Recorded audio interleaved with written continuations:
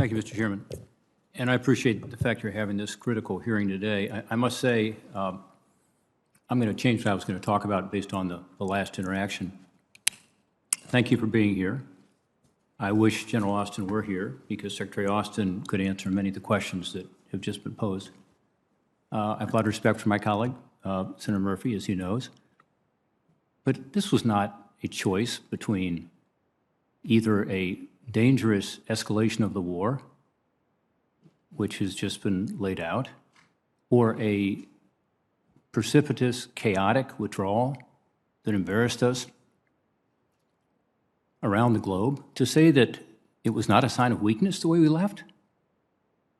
I mean, I don't know who you're talking to, but if you're talking to our allies in NATO, they will say it was a sign of weakness. If you're talking honestly to our adversaries, they will certainly say it's a sign of weakness, as will terrorist groups around the world. So I hope the lesson we learn here isn't that this was the right way to leave. I hope the lesson we learn here is that there was a better way to leave. If the decision was made to pull out, it should not have been a precipitous, chaotic, and unfortunately deadly departure. This afternoon, I'll be speaking on the floor about Max Soviak. He's a Navy corpsman who was one of the 13 American soldiers, sailors, and Marines who were killed on the wall trying to help others escape from the tyranny of the Taliban. He should never have been put in that position. It was an impossible position for our troops, for your diplomats. And the impossibility that they faced was due to our policy decisions. There was an alternative. Bagram Air Base, I mean, it was shut down in the middle of the night with no notice to anybody. It was a surprise. I've talked to people who know a lot more about the military side of this, and I do, who tell me that, yes, the Afghan troops were a disappointment, but that's partly because they were used to having Americans provide that close air support. And if they had had that, they could have pushed back against the Taliban. I think you hear that from your military. I think if General Austin were here, we would hear this. But we just left, like just pulled out all the military underpinnings.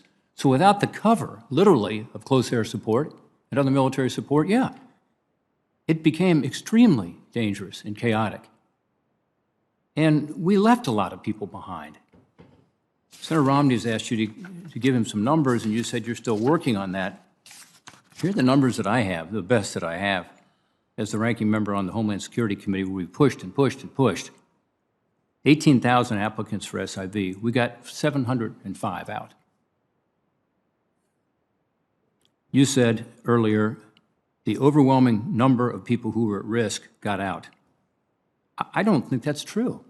If I could, No, Senator, let me just give you the numbers that I have.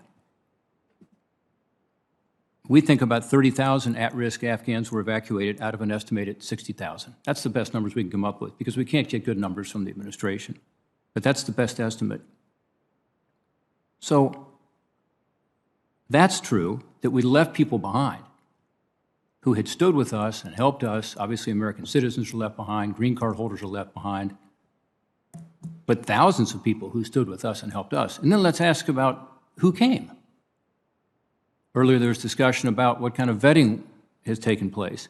The best numbers we have is that about 3/4 of the people who were evacuated were not green card holders, were not American citizens, were not SIV applicants, were not P1 or P2 visa holders.